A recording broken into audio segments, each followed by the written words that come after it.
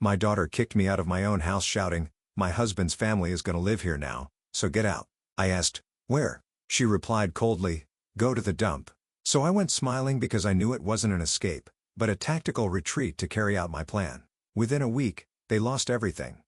Their home, their money, their happiness. Before we continue, please subscribe to the channel, and let us know where you're listening in the comments. The phone rang just as I finished washing my lunch dishes. The shrill tone cut through the afternoon silence of my empty house, making me jump slightly. My hands were still damp when I reached for it, recognizing Charlotte's number on the screen.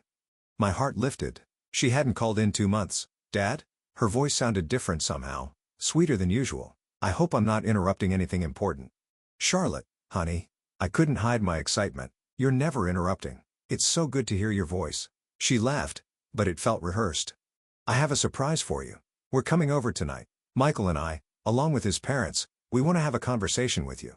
I set down the dish towel, my engineer's mind automatically calculating. "Tonight? That's wonderful. I haven't seen you in so long. Should I make dinner? I could pick up that wine you like, the Pinot Noir from that little vineyard we visited." "Don't worry about food, Dad." Her tone became firmer. "Just be ready for us around 7. This is important." Something in her voice made me pause, but my loneliness overrode my caution. "Of course, sweetheart. I'll make sure everything's perfect. Will you be staying the night? I can prepare the guest rooms. We'll see how the evening goes." She cut me off gently. "I have to run now, but we'll see you at 7 sharp. Okay?" The line went dead before I could ask more questions. I stood holding the phone replaying her words. A surprise, a conversation. The phrase felt oddly formal, but maybe she was finally ready to bridge the gap that had grown between us since her mother died.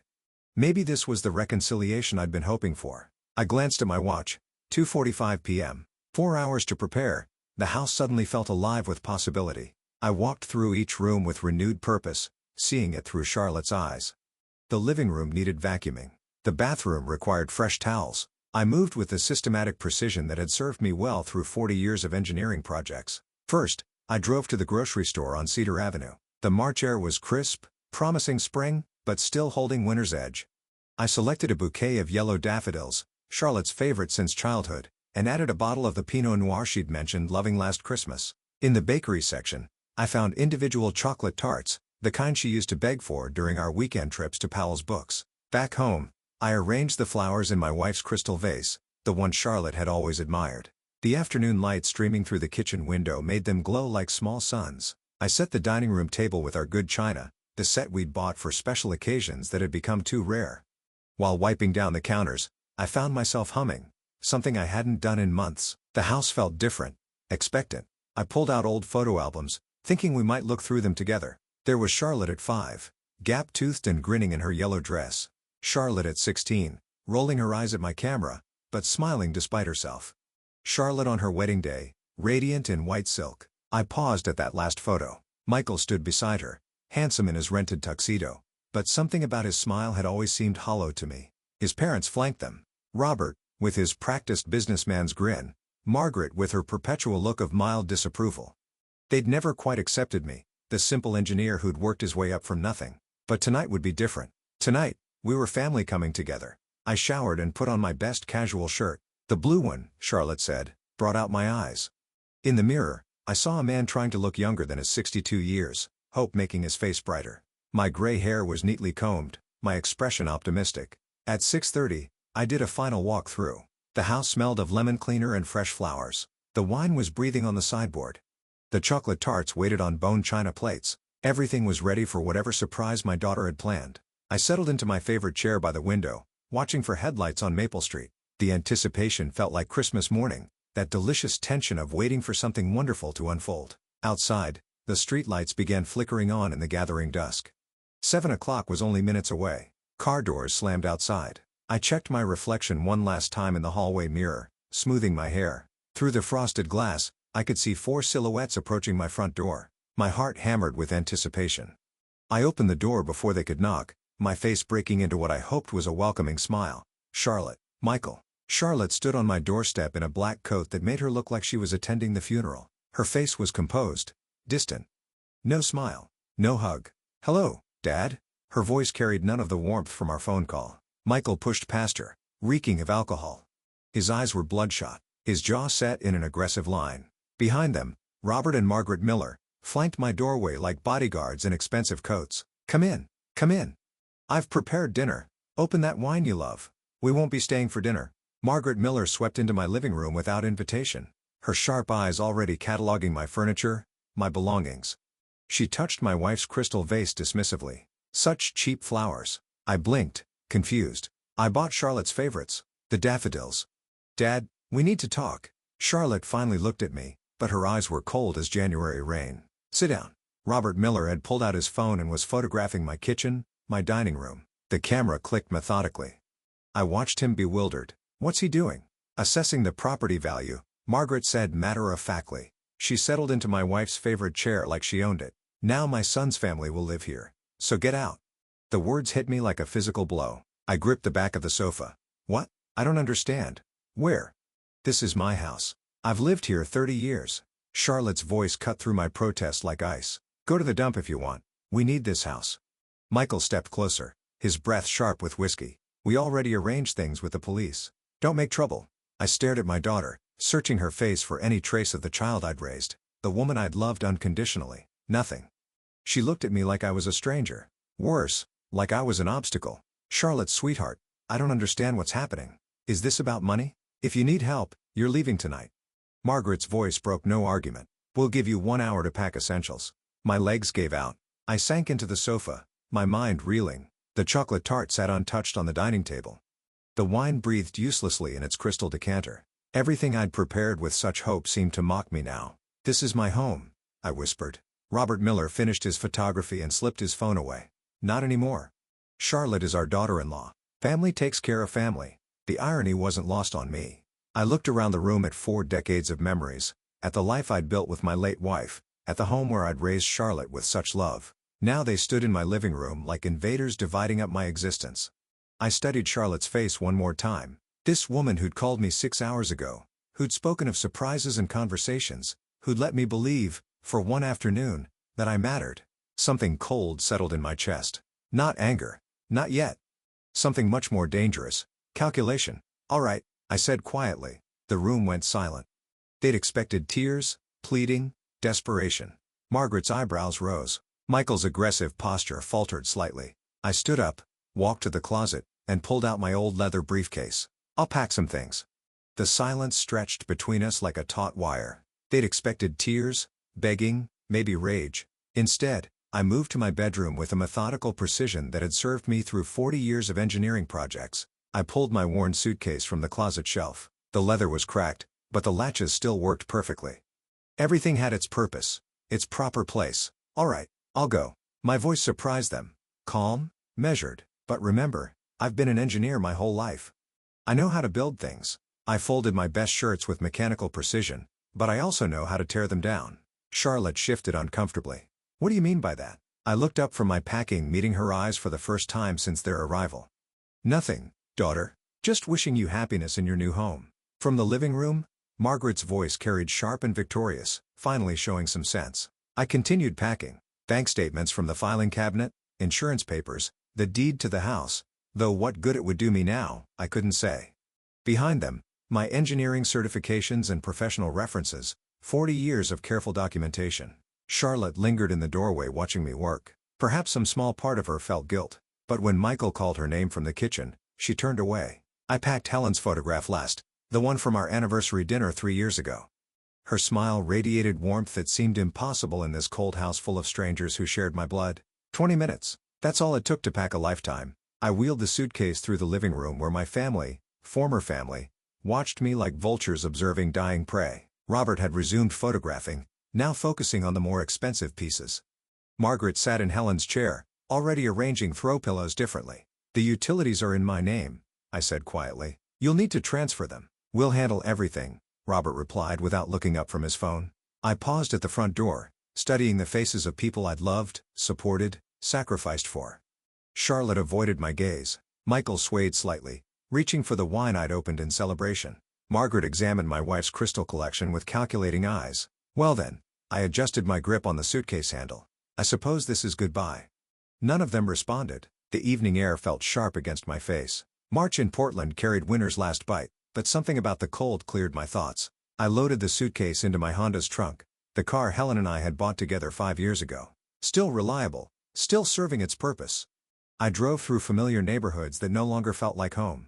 Past the elementary school where I dropped Charlotte off countless mornings, past the park where we'd celebrated her graduation, past the grocery store where I'd shopped for tonight's rejected dinner. The ATM glowed harsh white in the parking lot of a 24-hour convenience store. I inserted my card with steady fingers, checking my account balance, pension deposits, Social Security, savings accumulated over decades of careful living. Not wealthy, but sufficient, more than they'd expected probably. The Sunrise Inn sat along a commercial strip 15 minutes from my former neighborhood. Budget accommodations, but clean. The desk clerk, a young woman with tired eyes, processed my registration without curiosity. Cash payment for 3 nights. Room 237. The room smelled of industrial carpet cleaner and contained everything necessary for temporary survival. Single bed, small table, television, bathroom with thin towels and tiny soap bars. I sat on the bed's edge and opened my laptop. Time to solve a problem. Morning light filtered through the motel's thin curtains, harsh and unfamiliar. For a moment, I forgot where I was. Then yesterday's betrayal crashed back like cold water. I opened my laptop and logged into my online banking. The numbers glowed steady on the screen. Pension deposits, Social Security, decades of careful savings, more than enough for what I needed to do. Then I accessed the joint account Charlotte and I had opened when she was 16. Her first checking account, with my name still listed as co-owner. She'd never removed me. Probably forgot it existed. The balance made me smile for the first time in 24 hours. 30 years I gave and gave and gave. I murmured to the empty room. Time to take back everything that belongs to me. I closed the laptop and showered in the motel's cramped bathroom. The hot water felt like clarity itself. No more confusion. No more hurt feelings. Just engineering precision applied to a very specific problem. By 9:30, I was standing in TechMart's fluorescent bright aisles. The young clerk with purple hair barely looked up from her phone. I need a prepaid phone, I told her. Something basic and a cheap laptop for travel. She led me to the electronics wall, pointing out options with practiced boredom. I selected a simple flip phone and a basic laptop, both paid for in cash. No credit cards, no digital trail, linking back to Norman Ross. Setting up a home office? She asked, making conversation while ringing up the purchase. Remote work, I replied. Consulting. Close enough to the truth. The real estate office occupied a converted house on Division Street. Sarah Martinez, according to her nameplate, looked up from her computer with the bright smile of someone who lived on commission. How can I help you today? I need a modest apartment, 1 bedroom, month-to-month lease if possible. I settled into the chair across from her desk. I work online, so good internet is essential. Her fingers flew across the keyboard. Budget range. I named a figure that made her smile widen. Not extravagant, but comfortable. The kind of tenant landlords preferred. I have several options. This unit on Hawthorne has fiber optic internet. Perfect for remote work. When would you like to move in?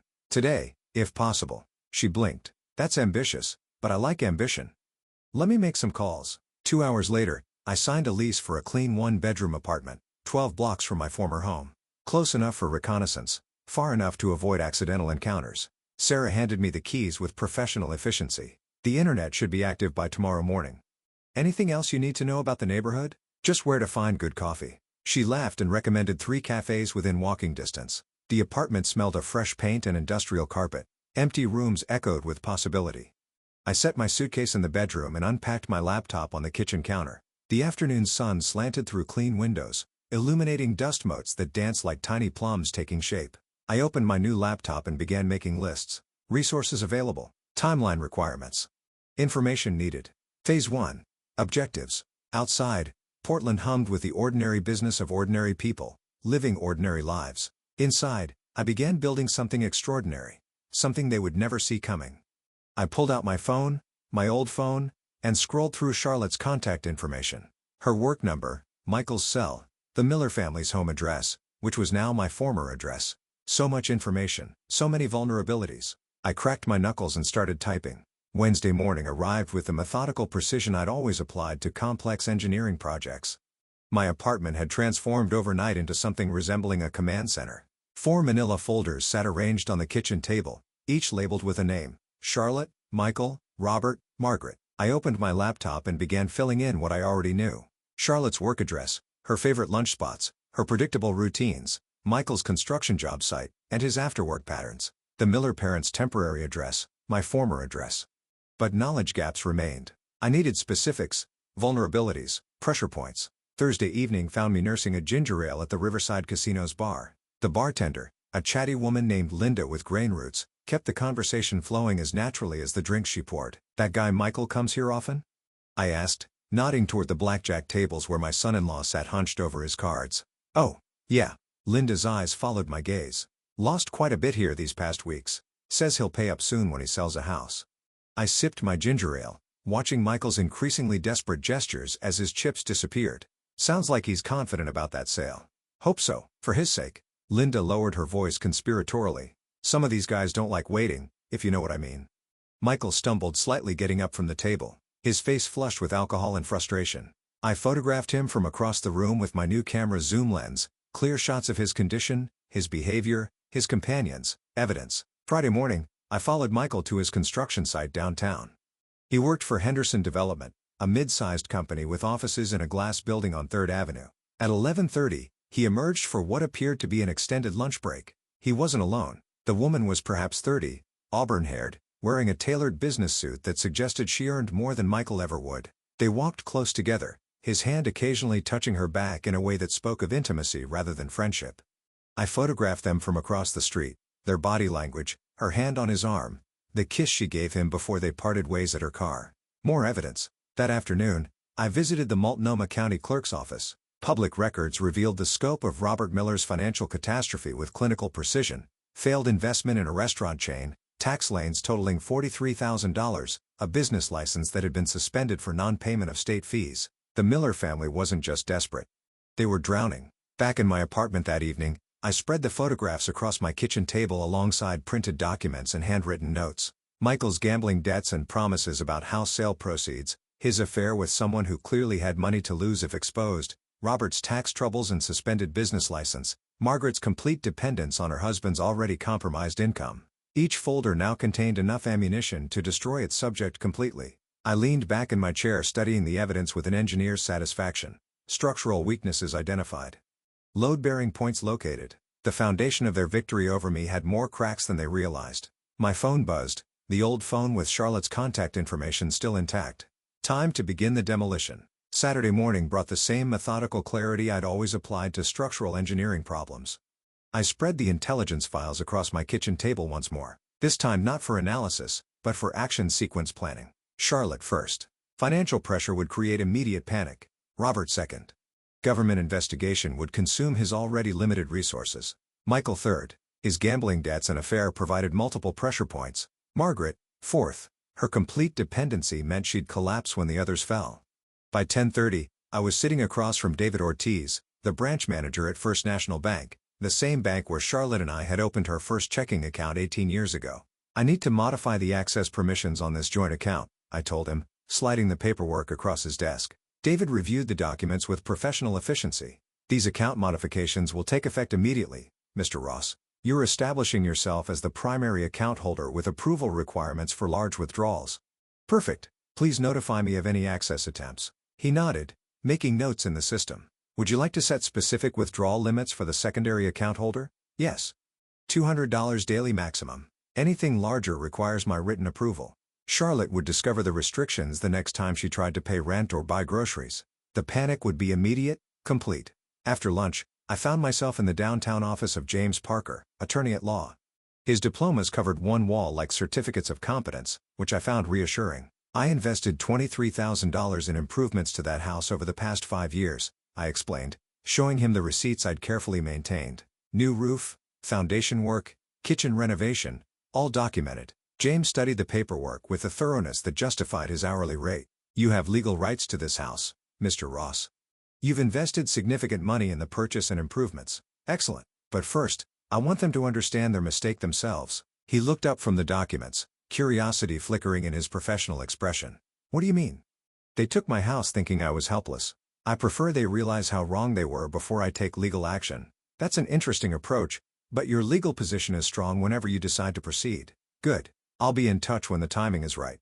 My final stop was the Oregon Department of Revenue building on Commercial Street. The clerk, a tired-looking woman in her 50s, accepted my manila envelope without particular interest. Anonymous submission of potential tax irregularities. She confirmed, "Yes, Robert Miller, business owner."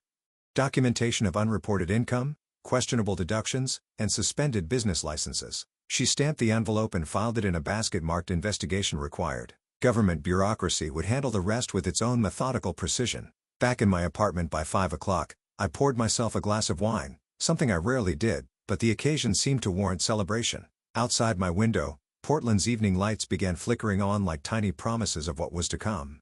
The first moves were in play. Charlotte would discover her financial restrictions within days. Robert's tax investigation would begin within weeks. Michael's gambling debts would compound with interest. I opened my laptop and began drafting the next phase.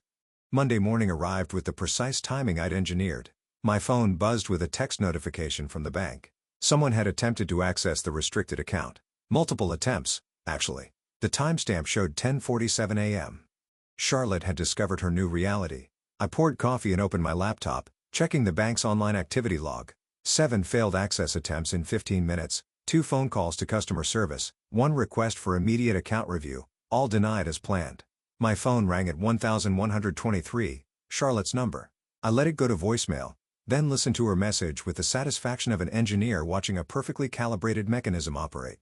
Dad, it's Charlotte. There's some kind of problem with our account. The bank says you've restricted access. Please call me back immediately. This has to be a mistake. The second call came at 11:41, more desperate this time. Dad, where are you? I can't pay rent. I can't buy groceries. My card was declined at the coffee shop in front of my coworkers. Please, whatever this is, we need to fix it now. I made lunch while the third call played. Her voice cracked slightly on the word, help. By afternoon, she'd apparently called Michael. My surveillance equipment, a basic listening device I'd placed near their bedroom window during a reconnaissance visit, picked up fragments of their conversation through the old house's thin walls. Dad's money is blocked. Charlotte's voice carried the sharp edge of genuine panic. How are we going to pay the mortgage? Michael's response came slurred with afternoon drinking. Stay calm, honey. We'll find a way out. Maybe we can sell something from the house. This can't be a coincidence. The bank says access was restricted by the account holder. Her voice rose with each word. That means Dad did this deliberately. You think your father no? He wouldn't know how to do this. I smiled at that. Michael's underestimation would serve me well in the coming weeks. The mail arrived at 3:30. Among the usual bills and advertisements was an official envelope from the Oregon Department of Revenue addressed to Robert Miller at his business address. The tax investigation had begun, triggered by my anonymous submission. Charlotte's phone rang at 4:15. I could hear her conversation through the device as she paced the kitchen of my former home. Robert, it's Charlotte. We have a problem. Multiple problems, actually. Her voice carried exhaustion now, the panic settling into grim determination. The tax office wants to audit your business records, and Dad has somehow locked us out of our bank account. Robert's response crackled through our phone speaker. That's impossible. Your father doesn't have that kind of authority. The bank disagrees. They say he's the primary account holder and can restrict access whenever he wants. A long pause, then Robert's voice much quieter. Where is your father now? I don't know. He won't answer his phone. His old neighbor says she hasn't seen him since the day since he left. Another pause. Charlotte, what exactly did we walk into that night? And she sank into the kitchen chair, Helen's old chair, and I could hear the creak of old wood through my listening device. I'm starting to think we severely underestimated him. Wednesday morning brought the systematic precision of Phase 2. I arranged Michael's compromising photographs across my kitchen table like evidence in a court case. 12 high-resolution images of my son-in-law with his auburn-haired colleague captured outside her apartment building in her car at a downtown restaurant during what should have been working hours. Beside them, documentation of his gambling debts, casino receipts, witness statements from bartenders, a pattern of financial irresponsibilities stretching back months. 2 envelopes sat ready for delivery. One addressed to Henderson Development's Human Resources Department. One addressed to Charlotte at her office. By 10 o'clock, Michael's supervisor was reviewing an anonymous submission about employee gambling problems and questionable use of company time. The photos of Michael drinking during lunch hours, the documentation of his debts, the witness statements about his desperate promises to pay up when the house sells. Henderson Development prided itself on reliability and family values. Michael had become a liability. At 11:30, my listening device picked up Michael's panicked phone call to Charlotte from the Henderson parking lot. They fired me. His voice cracked through the surveillance equipment. Just like that, someone sent them information about my personal life. Charlotte's response carried the sharp edge of someone already stretched too thin. What kind of information? Pictures of me at the casino. Statements from people saying I owe money. They said I was a risk to company reputation. Michael, we can barely afford groceries. How are we gonna survive without your paycheck? But that conversation was interrupted by the mail carrier's arrival at Charlotte's office. 2 hours later, my device captured a very different kind of conversation. I know about your affair, Michael. Charlotte's voice had gone deadly quiet. I want everything. Half of everything we have left. The photographs had done their work. Charlotte, please let me explain. This isn't what it looks like. Photos don't lie, Michael. You've been sneaking around with some woman while I'm trying to hold our family together. Honey, I was desperate. The gambling got out of hand and she was just after what we did to my father. And now this, you're just like him. A disappointment. The irony wasn't lost on me. Charlotte comparing her cheating husband to the father she'd betrayed, not realizing that father was orchestrating her husband's destruction. Michael's voice turned desperate. This can't all be coincidence. First, your dad's money gets locked up, then I lose my job. Now these photos show up. Someone's doing this to us. Who would even care enough to destroy us? The silence that followed was beautiful in its implications. Even through my surveillance device, I could hear the moment when realization began to dawn. Your father, Michael whispered finally. We threw out a man who spent 40 years learning how to solve problems methodically. Charlotte's laugh carried no humor. Dad couldn't organize a birthday party, let alone some elaborate revenge scheme. Then explain how our entire life fell apart in 1 week. I closed my laptop and poured myself an evening glass of wine. Michael was broken professionally and personally. Charlotte faced financial ruin and marital collapse simultaneously. Both were beginning to suspect the scope of their miscalculation. Tomorrow I would begin phase 3. Friday morning arrived with the predictability of engineering principles. They would come for me today desperate, coordinated, convinced that intimidation could accomplish what planning had not. I arranged my legal documents in neat stacks across the kitchen table, bank statements, property investment receipts, attorney correspondence, everything legitimate, everything defensible. At 10:30, the knock came. Officer Davis stood on my doorstep with the tired expression of someone handling a domestic dispute call. Behind him, I could see Margaret Miller waiting in a patrol car, her face set in victorious anticipation. Mr. Ross, we received a complaint about you. His voice carried professional skepticism. The family says you've been threatening them. They want you to leave them alone. I opened the door wider, gesturing to the organized documentation. I haven't broken any laws, officer. I'm simply protecting my legal rights as an account holder and property investor. Davis examined the bank correspondence, the attorney letters, the investment receipts. His expression shifted from official concern to mild annoyance. These look legitimate. What exactly are they claiming you've done? Restricted access to my own bank account, consulted an attorney about my property investments, reported potential tax irregularities to the appropriate authorities. I handed him James Parker's business card. You're welcome to verify everything with my legal counsel. 20 minutes later, Officer Davis delivered the verdict to Margaret Miller that would ruin her morning. No evidence of criminal activity, no basis for a restraining order, no police protection for people facing legitimate legal consequences of their own financial choices. She spent the afternoon walking door to door through my old neighborhood, a one-woman campaign of social destruction. That man is dangerous. I heard her tell Mrs. Patterson through my surveillance equipment. He's threatening our family, trying to take our home away from us. Mrs. Patterson's response was predictably non-committal. Has he actually done anything illegal, Margaret? Well, no. But then maybe you should talk to him directly instead of involving the whole neighborhood. Margaret's manipulation campaign yielded similar results at each house. Neighbors who'd known me for decades weren't easily convinced that quiet Norman Ross had suddenly become a community threat. By 3 o'clock, Robert Miller had escalated to professional surveillance. Rick Stone, private detective, parked his unmarked sedan across from my apartment building with the subtlety of a man accustomed to insurance fraud cases rather than systematic revenge operations. I photographed him from my window, noting his license plate and the telephoto lens he'd mounted for building surveillance. Amateur hour. I'd been anticipating professional investigation since the day I moved into this strategically located apartment. His presence actually simplified my next moves. Let him document my routine, grocery shopping, library visits, coffee shops. Let him waste Robert Miller's remaining money on surveillance that would reveal exactly nothing illegal or threatening. My phone buzzed with a text from James Parker. Family attempted to file harassment complaint. Dismissed due to lack of evidence. All your activities remain within legal boundaries. Perfect. They were panicking exactly as I'd calculated. Desperate enemies make predictable mistakes, and the Miller family was proving that engineering principle beautifully. Their coordinated counterattack had accomplished nothing except confirming their complete misunderstanding of the situation. I wasn't their angry relative striking out in emotional rage. I was their systematic opponent, and Phase 3 was about to demonstrate the difference. Saturday morning brought an unexpected weight. I sat surrounded by the evidence of my complete victory. bank statements showing Charlotte's restricted access, photographs documenting Michael's professional destruction, tax investigation notices targeting Robert's business empire. Everything I'd planned had worked with engineering precision. So why did I feel so empty? While organizing my filing cabinet, I discovered a manila envelope I'd forgotten packing. Helen's letters to me during our brief separation 40 years ago, when we'd argued about her mother's interference in our marriage. I opened the first letter with hands that remembered her handwriting better than her voice. "My darling, Norman," she'd written in her careful script. "Anger makes us do things we regret later. I know you want to prove a point to Mother, but proving you're right won't make either of us happy." The words hit harder than I'd expected. Helen had always seen through my engineering solutions to the human problems underneath. Even when she was furious with me, she never lost sight of what mattered. I read letter after letter, each one revealing her gentle wisdom about family conflicts and forgiveness. In one, she wrote, "Norman, revenge never makes anyone happy, but justice is worth pursuing. There's a difference between making them pay and making things right." Making things right, the phrase echoed as I drove to Riverside Cemetery. Helen's grave sat under an old oak tree, her headstone simple granite with dates that encompassed 37 years of marriage.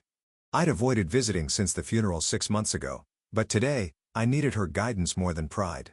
"What would you do, darling?" I asked the headstone, feeling foolish but desperate. "Would you forgive them or fight for justice?" The wind rustled through the oak leaves, and I could almost hear her response. Not supernatural nonsense, just memory so clear it felt like conversation. "You've already won, Norman. They know they can't intimidate you. They know they underestimated you completely. But destroying them won't bring our home back or heal Charlotte's selfishness." I traced her name carved in stone. "I've destroyed them completely, but it doesn't feel like victory." Memory supplied her gentle laugh. "Because you're not a destroyer, sweetheart. You're a builder. You spent 40 years solving problems by creating solutions, not eliminating obstacles." The afternoon sun slanted through the branches, warming the granite beneath my fingers. Helen had always been right about these things. She'd seen me more clearly than I saw myself. The difference between my engineering mind and my father's heart. "There's a difference between making them pay and making things right," I whispered, repeating her words from the letter. That evening back in my apartment, I spread my legal documents across the kitchen table once more. But this time, I wasn't planning another systematic destruction. I was designing a different kind of solution, one that would restore justice without requiring vengeance. I opened my laptop and began typing a very different kind of document. A letter to James Parker about legitimate legal action for property recovery. Phase 3 would still demonstrate the difference between them and me, but it would demonstrate something Helen would be proud of. Monday morning arrived with the clarity Helen's guidance had provided. I arranged my documentation in 3 organized stacks: property investment records, financial evidence, and criminal documentation. Everything legitimate, everything systematic, everything legal. At 9:30, I sat across from Detective Sarah Johnson at the Portland Police Bureau. She reviewed my materials with the professional thoroughness of someone who'd seen plenty of family disputes turn criminal. "Mr. Ross, you have sufficient evidence for criminal charges," she said, studying Robert Miller's tax documents. "Financial fraud, tax evasion, potentially conspiracy to defraud you of property investments." I handed her the photographs of Michael's gambling activities. "I want justice through proper legal channels, not personal revenge." Her eyebrows rose slightly. "Most people in your situation would be screaming for blood. My wife taught me the difference between making people pay and making things right." Detective Johnson initiated the investigation immediately. By 11 o'clock, arrest warrants were issued for Robert Miller on tax evasion charges. The systematic approach that had served my private campaign now served legitimate justice perfectly. The emergency court hearing convened at 1 o'clock. Judge Williams, a no-nonsense woman in her 50s, reviewed my property investment documentation with professional efficiency. "Mr. Ross invested $23,000 in improvements to this residence over 5 years, James Parker explained to the court. "He has legal standing as a property co-owner." Judge Williams examined the receipts.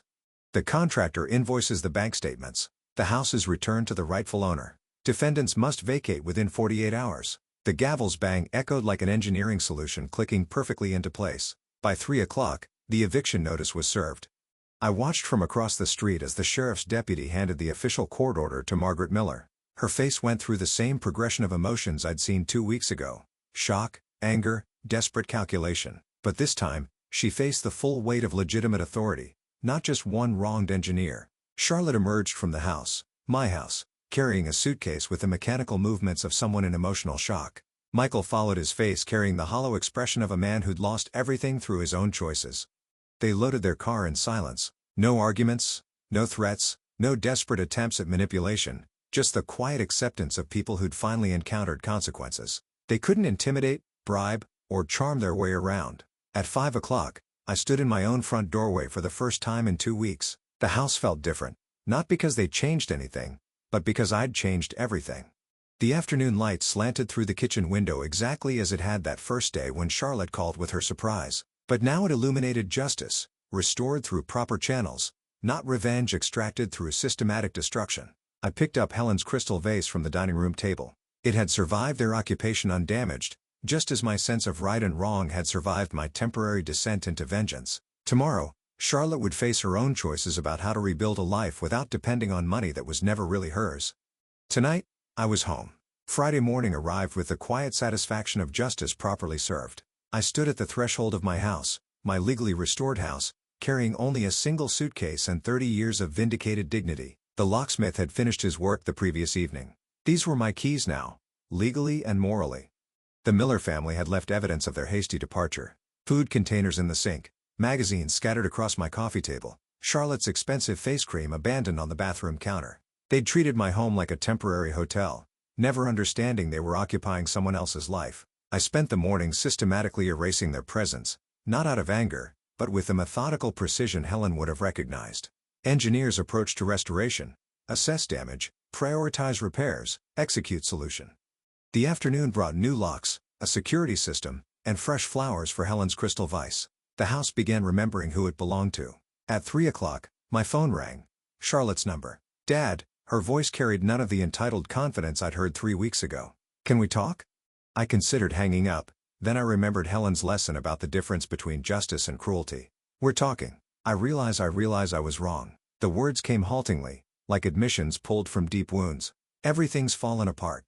Michael's drinking again. The Millers blame me for Robert's arrest. I lost my job because I can't focus on anything." "I'm sorry to hear that, Charlotte. Are you really?" The question caught me off guard with its naked honesty. Was I sorry? Or was I simply satisfied that consequences had arrived exactly as engineered? "Yes," I realized. "I'm sorry. Sorry it came to this. Dad, forgive me. Please, I know I hurt you, but I'm still your daughter." The silence stretched between us like the 18 days since she'd last called me family. "Charlotte, forgiveness is one thing, but trust is entirely different. You made your choice when you threw me out of my own home. Now live with it. I can't survive without my money." I finished gently. "You survived 34 years learning to depend on me for everything. Now learn to depend on yourself." "Dad, please. I spent 30 years giving you everything I had, my time, my money, my heart, my home. And the first moment it became convenient, you discarded all of it." I paused, watching the afternoon light slant through my kitchen window. That taught me something valuable about what I was protecting. The line went quiet except for her breathing. "Goodbye, Charlotte." I hung up. That evening, I poured wine. Good wine, the kind I'd been saving for special occasions, and sat in Helen's favorite chair. The house felt different now, not just because the Miller family's presence had been erased, but because it contained something new. Self-respect restored through legitimate channels. "Helen," I said to the empty room, "I did this right." Justice prevailed. I could almost hear her gentle laughter, feel her approval in the familiar creaks of our home settling around us.